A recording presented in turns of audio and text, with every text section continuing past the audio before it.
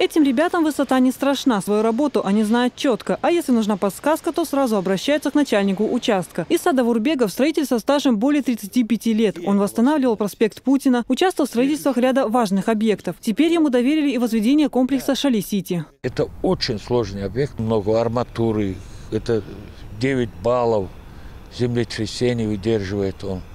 Очень ответственный объект. Для повышения оперативности строительства мы поставили на месте РБУ, растворобетонный узел, чтобы доставка бетона в расстоянии, чтобы кратчайшее было. И этим мы обеспечиваем в день себя полностью, 100%. Масштабный проект подразумевает 6 высотных домов и бизнес-центр. Всего в комплексе 336 жилых квартир. Часть из них уже раскупили. Строительство долевое, так что любой желающий приобрести свой угол уже сейчас может вложить средства, а значит существенно сэкономить. Территория более 5 гектаров, сам комплекс. Люди сами вносят свои деньги, то есть уже у них заключены договора на долевое строительство, так и, можно сказать, весь объект почти строится на долевом строительстве. Бизнес-центр высотой в 22 этажа находится в самом центре комплекса и станет его самым высоким зданием. Он будет выполнен в виде Войнахской сторожевой башни.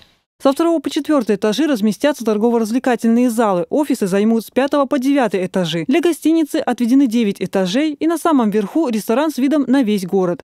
Территорию вокруг также не оставят без внимания. Ее благоустроят уютными скамейками, дорожками для прогулок и детской площадкой.